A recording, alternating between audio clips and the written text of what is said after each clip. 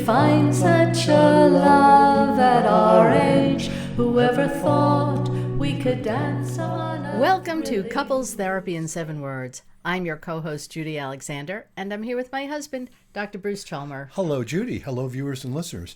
Judy, tell folks the title of today's episode. 2 Jewish boomers visit Germany and talk about forgiveness. That is what we are going to talk about. It's funny, we were thinking of calling it 2 Jewish boomers walk into a beer hall or a Right. beer garden or something. But Right. yeah, we're going to tell you about our recent trip to Germany, which was in many ways fun, I guess I would use that word, and in many ways not fun, and in many ways just really difficult and meaningful, and we're going to talk about some of that. And of course, as our viewers and listeners know, probably, my most recent book is about betrayal and forgiveness. Right. And I was having experiences there, and I think you were too, actually, that really bear on that question of forgiveness and, you know, how does one cope with all that? Yeah. So we will get into that in a little bit. Okay. But first, a word from our books and stuff. Our sponsors. Well, speaking of betrayal and forgiveness, that's what we have, Betrayal and Forgiveness, How to Navigate the Turmoil and Learn to Trust Again. That was my book that came out as of this recording about a year ago. Right. And then, of course... I think this is the first one, Reigniting the Spark, Why Stable Relationships Lose Intimacy and How to Get It Back. Yeah, and you know, that one, I don't mind putting a little advance notice. That book itself, of course, has been available since 2020. That's really related to how our podcast got started. Right. I am now working on a book, not making any promises yet, but I'm working on a book. I won't tell you what the title is yet because it's still a working title. That's basically a workbook that is... oriented around a lot of similar themes to what's in Reigniting the Spark. Those two will make a great companion to buy both of them, just saying. But okay. Go ahead and buy Reigniting the Spark now so that when my workbook comes out in, you know, a few months' time, Right. You'll already have read it and you'll be ready to go. So, and make sure to buy, you know, separate copies for you and your partner, just saying, you know, yes. And then there's... And then... There is. It's not about communication, why everything you know about couples therapy is wrong. Yes, indeed. And that was my book that came out a couple of years ago. Right. And then there's your book that came out about a year ago. That would be The Blue Tent, Erotic Tales from the Bible by Laria Zilber. Laria Zilber. Now available, actually, not merely through Amazon, available anywhere books are sold because the bookstores can order it now through their usual supplier, Ingram Spark. Right. And that is just a wonderful book of erotica. And on our trip, which we'll, I guess, segue into talking about shortly, on our trip, some numbers of people were quite interested in that book. Yes, they were. So let's use that to segue into our trip. Judy, why don't you tell folks like what the trip was? What were we doing? Okay, so the trip, it was organized, I guess they were co-sponsored by the South Florida Symphony Orchestra and several synagogues down in the West Palm Beach, Florida area. So it was kind of a music Jewish heritage tour, and it was a boat ride on the. It was billed as Jerusalem of the Rhine because we were visiting significant cities of Jewish interest on the Rhine River, although most of the trip was actually on the Main River. So that was the trip, and we were on this wonderful boat called the Gentleman through Transcend Cruises. We're not getting paid to say this, but it was a wonderful experience. No, and in fact, the boat was wonderful. Yeah. Transcend Cruises are not the people who operate the boat. Transcend Cruises are the people who organize the tour. I'm not going to give a shout out to them because they okay. they really blew it. That was the cruise line. No, the cruise line itself was I forgot what it's called. The name of the boat was the Gentleman. The name of the boat was the Gentleman. That I absolutely would give a shout out to. fabulous. It was fabulous. It was like really first class accommodation. I was not expecting that. No, that was beautiful. The food was great. The service was fabulous. Really very wonderful. They had some wonderful musicians on board. Couldn't have been nicer. It was really very nice. That was all the nice stuff. Yeah. So why are we doing this? And you remember, well, go ahead. Yeah. So a friend of ours, you know, those of us who know us, you know, we live in Vermont, but we've been going to Florida for a few weeks in the winter each year for the last several years. And we have a friend who is a member of a synagogue down there and also a member of our synagogue. And so that's, sort of the mutual friend. And she's the one who alerted us to this trip. And she was saying, and she's very persuasive. Well, shout out to Natalie. So you know who you are. Yes, a trip of a lifetime. Trip of a lifetime. And she's right, And I have to say, right from the get-go, and we were down in Florida, this past winter when we decided to do and this. she called us and said, you have to come. And she sent us the particulars, and one thing led to another, and a day later we were sending in our deposit, right? So all fine. And I remember right from the get-go and having misgivings. Because, as did I. Yes. Because, both of us have put off, or have excluded Germany from any of our travel plans. Yeah. I never wanted to go. I wouldn't, it's funny. I'm not sure I would go so far as to say excluded Germany. I just didn't include it. Yeah. So, my only experience of actually, my only experience of actually being in Germany was riding a train through it on the way between, I think it was between, where were we going? Ultimately, we were going to Copenhagen, and we went through Germany a little bit. I think between Amsterdam and. When you say we, it's not me. It's no, the first wife. me and wife number one, right? Exactly. Many decades ago. Many moons ago. So we had these misgivings, and I feel like the reason that when we were talking about what should we title this, and I wanted to make sure to say two Jewish boomers. I wanted to make the generational reference because a lot of our listeners, of course, are younger than us. And the older I get, that's true with most of the population. But anyway, there's a lot of still people older than me, certainly older than you. But no, a lot of our listeners aren't boomers. And that's a significant thing because, well, I want you to talk about your experience growing up. What did you learn about Germany as a kid? What were your thoughts? I just kind of picked up bits and pieces here and there. It's like when we were kids and when you'd play cowboys and Indians, we also played Nazis and Allies. That was, one of the games that we played on the block. It was World War II. And, I'm 4 or 5 years old. I had no idea what Nazis and Allies were. I went to a Jewish day school, a yeshiva, and there were survivors. I'm not sure that they called them survivors then. I think they did. But I would hear things like, "Oh, he was in the camp," or "She was a survivor," and nobody explained what it was. It was like, it's like, okay. And actually, I didn't know, but I didn't want to seem stupid. I was pretty stupid, so I didn't ask. And I guess when I was about 10 or 11, one of my girlfriends said to me, "Well, you've seen the numbers on your Dr. Gorski's arm," and I said, "No, I didn't." She said, "Well, I didn't you didn't know.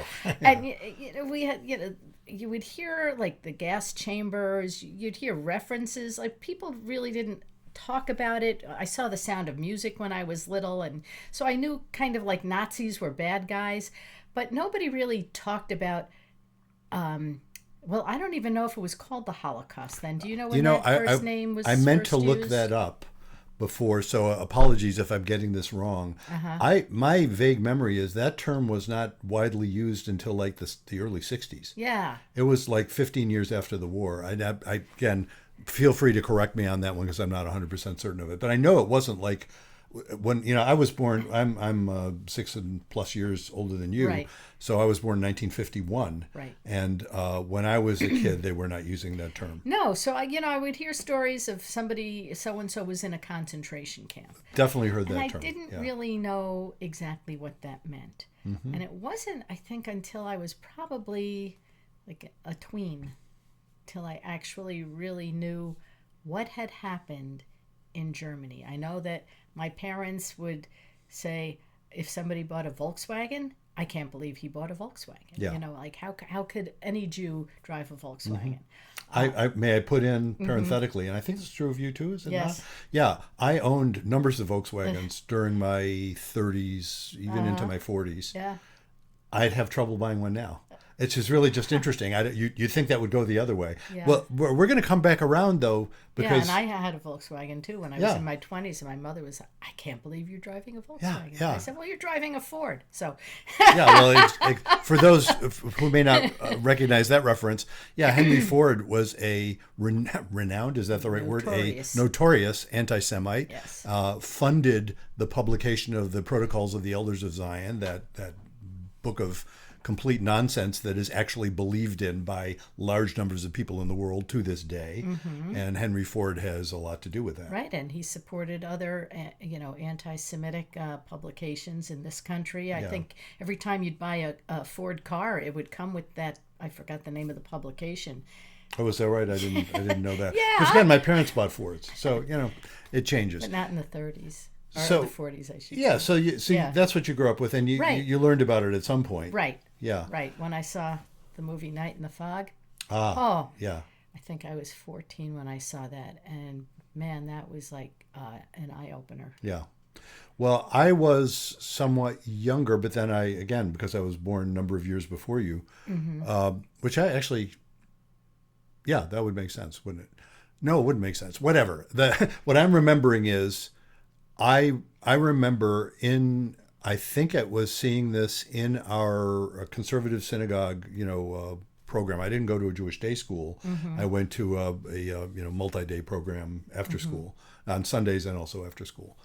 And I remember I was probably on a Sunday they showed us a movie, and the movie with the piled up corpses, Right. the skeletal Right. corpses. Right. And I just remember being horrified, of course, and not understanding it. I was young enough that I couldn't wrap my brain around it. And they tried to explain it.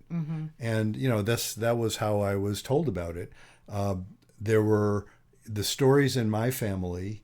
We didn't have anybody who had come right before the war or, who were refugees.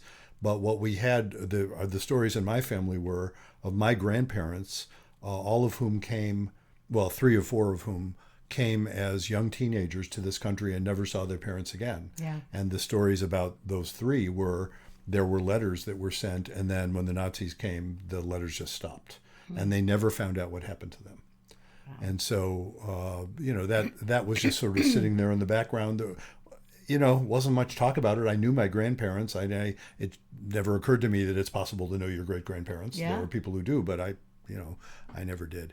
So, and, that concept that there was just they got no news from what that was about. Anyway, all of that by way of saying, here we were, not exactly oriented toward going to Germany, and yet, let's paint the other side of this, which I think we both already knew quite well before we went to Germany. We've heard this before, and it was very much confirmed.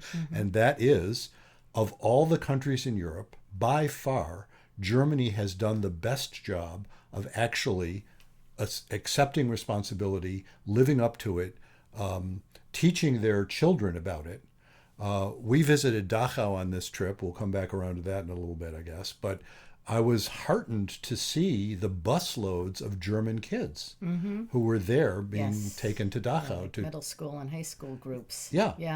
And again, I don't speak German. I have a little smattering. I don't speak German fluently. I didn't hear what they were saying. My impression of them was they were respectful, which I just was glad to see. Yeah. So, there they are. And, well, why don't we talk about Dachau? Okay. What was your experience of being at Dachau? Well, for those of you who may not be familiar with Dachau, Dachau was originally a labor camp for prisoners of all different stripes, not just Jews, but Christians, homosexuals, like Sinti and Gypsies, or Roma. Yeah, Roma and Sinti. Roma, what they call it now.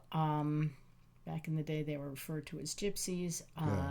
Undesirables for whatever reason. So this is back in the late 1930s, before they became death camps. Although at one point it did become a death camp because there were crematoria there. But when we got there, it was pretty sanitized and pretty cleaned up. And you approach it, and the grounds are beautiful. So because it looked so pretty, and you're coming into this area that what went on there, but the exhibits, while they were informative, everything seemed very sterile to me. Yeah, it was this great paradox, and and our listeners probably know I'm a sucker for a good paradox. It was this real paradox because to the very extent that Germany has done such a good job of assuming responsibility, they were also understandably distancing themselves. Yeah. So, and remember, I commented on a couple of things. It took myself by surprise, Yeah. when a couple of people, not only one of our German guides, not one of the people on the trip, but they had local guides. One of our Right. German guides, I think in Munich, and also some of the signage in German that I could understand. And they would say things like, yes, the Nazis misused this palace for their, horrible purposes. And I remember being struck by that and actually a bit put off by it, because I wanted them to be saying the Nazis used this for their purposes. That was us. And again, I don't expect Germans to be individually guilty about things that happened before they were born. And I actually have another moving story I'll mention. This is actually part of the context of Dachau for me as well. Again, folks who know me know this. My first wife's father actually spent time in Dachau. He was fortunate enough to get out in 1939 before the war had started, when it was still possible. He was able to get a visa to come to this country. But he was there for over a month. And the family and my ex never really knew her father, because he died when she was 11 months old. And it turns out, being in Dachau does not do wonders for your health. He died of a heart attack very young, in his 40s. Yeah. But that, I had that connection going there too. I was trying to imagine that sense of, what was going on with him there. Right. And so here are, the reason I suddenly connected with that was something when I was back in the day when I was still married to my first wife, I had occasion to meet a woman who was part of a group that was dedicated. She was the daughter of a very high-ranking Nazi officer. And she was part of a group, I think it was called One by One, if I'm not mistaken, that was meeting children of Holocaust survivors, which my ex is. And so this woman came and stayed at our house, and she was a lovely person. And it's ironic. It's like part of the fact that I have an even easier time of appreciating what a lovely person she was, in addition to the fact that she was willing to do that work, which is just heartrending work for both sides, was the fact that also it turned out her father was abusive. It would have been that much harder if she could have said, well, he was a good guy at home, he was just a monster. Right. That was true of some of them. Anyway, the point being, I have met such a person, and she was very articulate about the idea that, a group like that is not saying Germans should be collectively guilty, but they do bear collective responsibility. Right. And I find that a very important concept. All of that by way of saying, this guide saying, yeah, they misused it. I don't want her to distance herself that way. I want her to say, this is what we did. We should feel bad about this. We shouldn't have done this. We collectively, not her personally. She bears no individual guilt.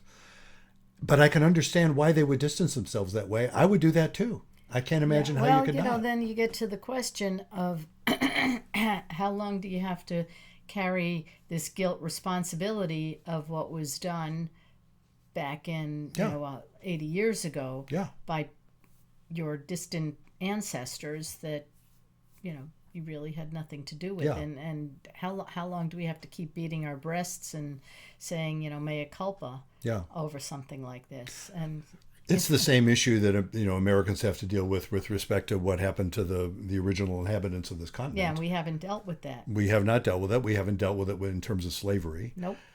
No, and it isn't easy to deal with, and no, it's not. That's what if I took nothing else from this trip, it's my own mixed feelings I just found fascinating. Because using that one little example, I can see why someone would say, I probably would say it too if I were her. I say, yes, the Nazis, the evil Nazis misused this otherwise beautiful palace, for horrible purposes. Right. I can see why you'd say that, but it still got me. And so I'll share the other peak experience, if I could call it peak or valley or whatever you'd call it. Because much of the time I was, it's funny, Dachau just didn't move me much, whatever. But the one time that I actually felt anger Rage is too strong a word. I didn't act out. Nobody seeing me would have known. I think I was commenting on it to you. I was talking about it, but nobody around me would have seen, oh my God, this guy's dangerous. I wasn't dangerous. But it was when it was in Cologne, right? It was in Cologne when we went to visit the cathedral. The cathedral, the beautiful. Beautiful. And I'm a sucker for Gothic cathedrals. Mm-hmm. And this one is neo-Gothic. It's actually not that old. It was completed in the 1800s. But in any case, we were there, and so I'm already wrestling with myself. I was wearing a cap, not a kippah. Some of our German guides would wear kippahs when they were going around, Jewish sites, even though they weren't Jewish, right. Which I thought was really very movingly, respectful, and a bit of a risk anywhere, but in Germany, a bit of a risk. There are people around who don't like Jews much. That's another part of it. Yeah, it's still, there's still plenty of anti-Semites there. There is, and one of our guides, a non-Jewish guide, was pointing out that, there's anti-Semitism from the left, there's anti-Semitism from the right, there's anti-Semitism from lots of Muslim immigrants. Right. There's lots of anti-Semitism still in Germany, and it's really painful. Anyway, all of that said, so I'm wearing this hat wondering, if I was wearing a kippah, I'm already torn, because if I was wearing a kippah, I'm saying, well, I shouldn't even be seen entering a church wearing a kippah. That's, in Orthodox rules, which we don't follow, but in Orthodox rules, that's like forbidden. But I'm going to enter the church. I've even commented, one of my most vivid religious experiences was in Notre Dame Cathedral. And I am not Catholic in any way. I am Jewish through and through. But the sheer beauty and astonishing, it lifts you up. That's the whole idea of Gothic. Yes. That's what they do. It just lifts you up. Yeah. So this was another beautiful cathedral, not like Notre Dame, but beautiful cathedral. But there was these monks, in their red outfits, standing outside, right. And they're saying, take hats off, take hats off. And I'm already torn about this, and it's a cap, not a yarmulke, and I was ready to shove it down his throat. I didn't. I didn't say anything, but my fantasy was of shoving it down. Poor guy. I mean, he was just following the rules. Well, that's what you do when you go into a church, honey. You take your hat Yes, off. I know. And of course, then there's this memory, this memory back in the day when I first learned about why do Jews cover their heads. And one of the reasons, and this may be apocryphal, but this is one of the ones I learned, folks. One of the reasons I learned was because that's the opposite of what Christians do. Seriously. It's like, because, when I grew up, I didn't wear a kippah all the time, but you know how difficult it's been for me to show up in a Reformed shul where people don't wear kippot. And, when I'm in a music group that has nothing to do with Jewish stuff, we happen to rehearse there, and I don't like wearing my kippah with them because it's sort of weird, but it took me years to not be freaking out about that, and you can tell I'm still wrestling with it. But anyway, just that phenomenon, all these mixed feelings are there, and that was toward the end of the trip. And, I remember, I think I even commented on something like this. So here we've been seeing all these sites. Yep, this is where the Jews got destroyed here, and this is where the community after community got right. Where Jews and Jews were in Germany from like the early part of the first millennium. Yeah, they came in the 300s. They came with the Romans. Right, yeah. Right. So they had a long presence, and in a lot of communities, like no surprise that their wealth helped build up the communities. Yeah. But yes, we were going to all these cities. Well, in fact, if I may point out, something I didn't know before, some of those communities in the Sum cities, Speyer, Worms, and Mainz, the Jews were there before the Germans were. Yeah. Before the Germanic tribes were there. That's right. The Romans were there with lots of other folks, That's including right. Jews, some of whom were slaves. But the Jews, we were there first, damn it. We were there first. And whatever. So anyway, going through all of this stuff, and it's really, really, I don't know what to call it, painful, I guess.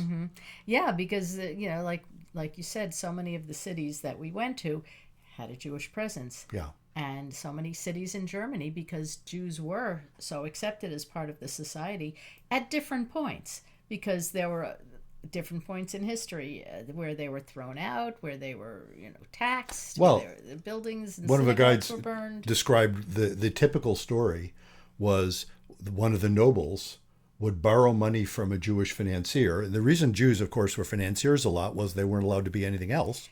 Right, and Christians weren't allowed to. And Christians weren't allowed to lend money. But of course, they needed that, so they used the Right, Jews. so they So they used would the borrow Jews. money from the Jewish financier, and then when it came time to pay a due, they would expel the Jews and take their stuff. Right. That happened repeatedly over Repeatedly. history. So there we were. You'll correct me if I'm remembering which town it was. We were. I think it was in Mainz when we visited the Jewish Community Center in Mainz. Yes. And it had been recently, relatively in the past 20 years or 30 years, something like that. And it was there is a Jewish community in Germany, much of which composed of Jews from the former Soviet Union. Right. So they were not German and Jews. Eastern, when Germany was divided, so from Germany, from Eastern. Well, not Eastern Germany though, but no, Ostjuden. No, Ostjuden means coming from like Poland and other places, but most of them were wiped out. So the folks, the influx of Jews to Germany were mostly from the former Soviet Union. Right. So there they were coming, and so there was this Jewish community center that had been funded by, at least in part, by the government. The government is all about saying, yeah, we need to make reparations. Right. So they fund this, and they fund a synagogue. They have it all in one convenient place, and this Jewish community center, when we walked in there, or the Jewish museum, I guess it was. It was Judaism 101. Right. It was like Judaism for people who know virtually nothing about Judaism. Well, that's because the Jews in the former Soviet Union weren't allowed to practice, so they really didn't know very much about their religion. There was a little bit about the history of Jews who had been wiped out. Yeah. A little, but mostly it was. And it was all in about German that. too, so it's not like we could understand everything. No, so. I could pick up mostly what they Yeah. were talking about, but that phenomenon of even the Jewish centers there are just yet more evidence of how this rich Jewish history had just been eviscerated. Right. Yeah. And still is. That's the thing. It's not like, they were hurt, but they grew back. No, it really hasn't grown back. There are Jews there, but and believe it or not, a lot of Israelis are settling there. Yes, indeed. And and like you said earlier, Germany has done more than most European countries have done to come to terms with their complicity in the past, which is why I think the Israelis feel very comfortable. Yes, indeed. They are certainly more hospitable toward Israel than any other European country by far. Now, let me, if I may, turn this toward forgiveness, because here I am. Let me bare my soul. Well, not terribly bare my soul. It's written in the book. So I have a section that I wrote before we went to Germany, of course. I have a section in the book when I'm talking about forgiveness, and I'm talking about, you may recall this because you've read the book. I have. You were the very first person to read it before it was, in fact, you changed it. Yes. your feedback changed it. But I wrote a section in there where I'm talking about the way I'm talking about forgiveness. Forgiveness doesn't mean it was okay. Forgiveness doesn't mean you're going to trust the individual. It doesn't mean you restore the relationship. Right. Forgiveness is an inside job. In other words, forgiveness is, everybody always likes to quote Anne Lamott here, to not forgive is like drinking rat poison and waiting for the rat to die.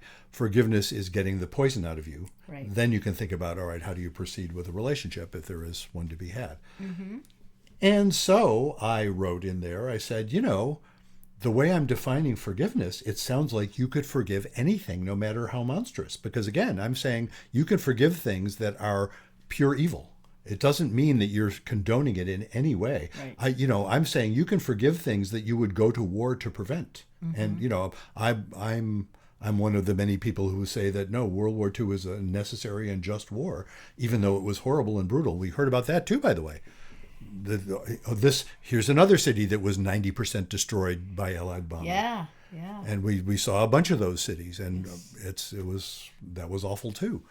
And yet again, it needed to happen. Again, I'm not second guessing all that stuff. Anyway, all of that by way of saying in the book, I said, so wait a second, I said in the book, I'm Jewish. Does this mean I could forgive the Nazis? And I said in the book, well, in theory, yes. I could forgive the Nazis. It doesn't mean condoning in the slightest. As I say, I would violently stop them from doing anything again, if need be. But I can forgive them because I don't have to bear that sense of rage in my heart or panic in my heart. Now we put that to the personally put it to the test by going to Germany, and I discovered. What did I discover? On the one hand, yes, and on the other hand, no.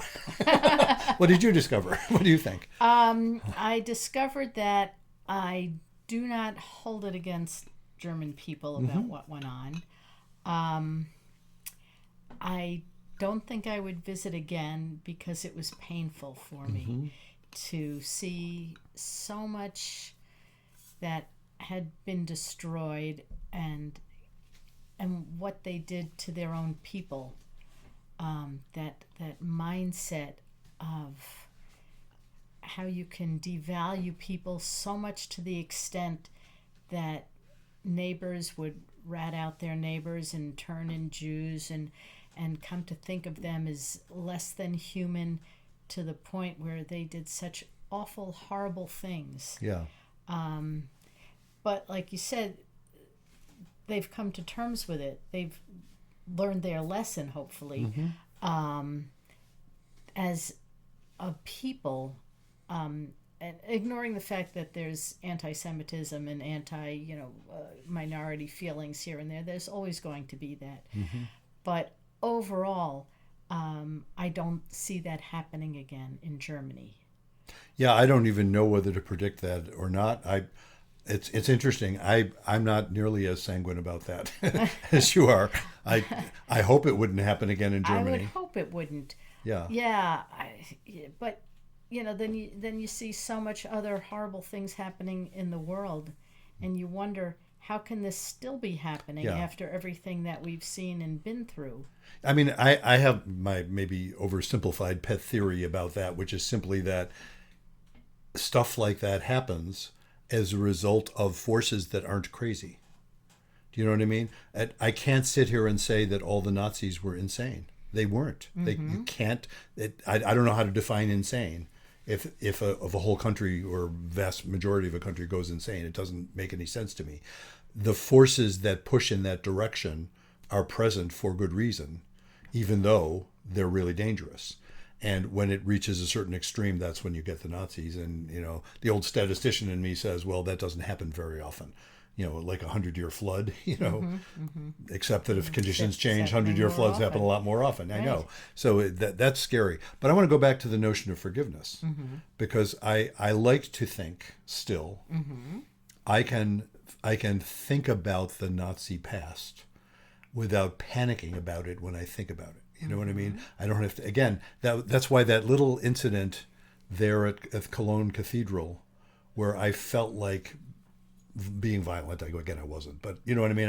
I had that urge, I had rage, I had that urge rising into me, that anger was rising in me, and I felt it. And to me, that would be saying, okay, well then, by definition, I haven't fully forgiven. That's a panicky feeling. Well, let me ask you this, because before we went in, we were handed a piece of paper. Yes, that was part of it. Talked about the different Jewish and the different anti-Jewish things to look for in the cathedral. Yeah. So they had, like, on the outside, the pig suckling the Jew. Yes. They have depictions on some of the stained glass windows of Jewish figures, but like Isaac and I think some of the other patriarchs, but looking Christian. Yeah. Well, it was a list of, I forgot the number, 20 things. Yeah. Of which it seemed to me 19, maybe it was 18, were specifically anti-Semitic. Right. Yeah. I mean, there was a lot of anti-Semitic stuff in there. Yeah, I'm sure that contributed. Let me ask you. So if you went in not having that knowledge, do you think you would have had that reaction? Probably not as much. Yeah. No, I'm sure that was a factor. Yeah. Yeah. No, I remember commenting on that. Right. It was I was set up for that. It's like they give us this list. This is of Jewish interest. This is of Jewish dread.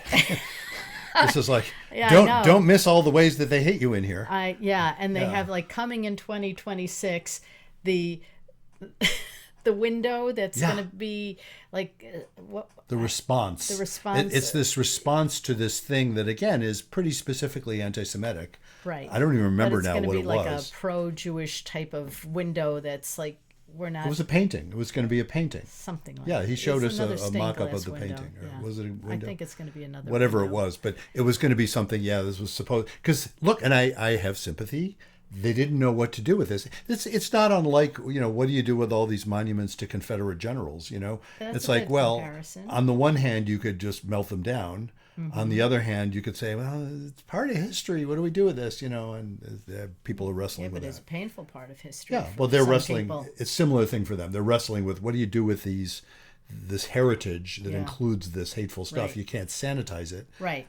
What do you do? What do you do? But yes, that I'm sure So- that contributed. So in that sense, they're coming to better terms than we are doing here, because they're at least Oh, yeah. acknowledging it. I mean, some people here are acknowledged, but there are plenty of people that won't acknowledge. Yes, no, that. that's true. So Yeah, it just, in terms of my, my glibly saying in my book, yeah, the way I'm defining forgiveness, I can forgive the Nazis, and I'm not retracting the book. I'm not changing that section. I'm also observing that in my own gut reactions, it was mixed. And I don't know if it's ever possible, or part of me is saying I'm not even sure it's desirable that I get to the level of forgiveness where I wouldn't have that kind of emotional reaction there, to seeing all this anti-Semitic stuff and being, sort of, look at that interesting museum stuff when I'm walking in as a Jew. And the whole bit about taking the hat off was about me wrestling with my identity right at that moment. I was just wrestling with the sense of, well, I want to be visibly Jewish, but I don't want to be visibly Jewish, and I don't know what to do. I was thinking, should I say to them, no, I'm Jewish and I keep my head covered? But I didn't say that. I just was wrestling 17 different ways. So you took your hat off. I did. I took it off, but then I put it back on when inside. I did. I know. I put it back on after a while. I said, if somebody asked me to take it off, I don't know what I'll do. It didn't come up. And we had to leave shortly thereafter. We didn't have very long to spend in there. So as it turned out, we had to leave. So, what do we take from this? I mean, in terms of my interest in having written a book all about, in my work with couples dealing with forgiveness, I sort of feel like, we went to ground zero of forgiveness for Jews. It's like, okay, I know, let's go to Germany and visit all the Nazi sites, and it's complicated. It is complicated. I don't have a simple answer about it. No, there is no simple answer. Yeah. So I, of course, naturally, this being a podcast, I want to invite our viewers and listeners to weigh in on this and weigh in on it. And I'm going to suggest any of several ways. What I tend to do with these things, since I have a Substack, is I do post this on Substack. So some of you are watching this because you've seen it on Substack. And so you can comment there, or you can send us a video if you go to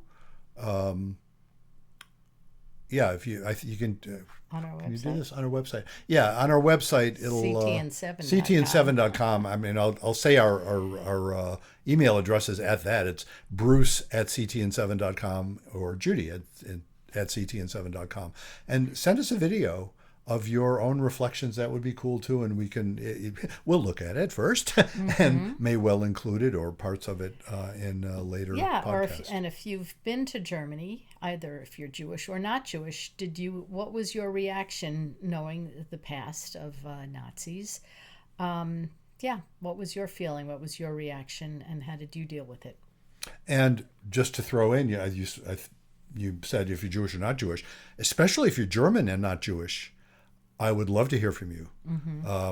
Or if maybe your family is German and you're not Jewish, and how do you deal with that? And it's a tough thing. Yeah. So buy our books, folks. Just to put a tail end on this, buy our books and share our podcast and like us and follow us and do all those things that one does on social media. Yeah, we recently got. We were rated as number 5 of the top 100 couples therapy podcasts. Right? And how cool is that? I mean, like, everybody's heard of Esther Perel. She's number 1. She's number 1. We were number 5. Number 5. Hey, not bad, folks. And we have better reviews than Esther Perel. Well, okay, look, you're talking to an old statistician. I can't let that one go. I can't let that one go. Yeah, that's because all of our reviews, which are not that many, are fives, and her rating is like 4.7 something because she has thousands and thousands of reviews. So All right. I wouldn't All necessarily tout that one, but but we're in shouting distance of the number one being Esther Perel, and so see, we have something to do with Esther Perel. That's really pitiful. We're number 5. We're number 5. That's pretty good, though, Yes, it is. Absolutely. We have a lot to be proud of. Until next time, Remember, be kind don't panic. and have faith.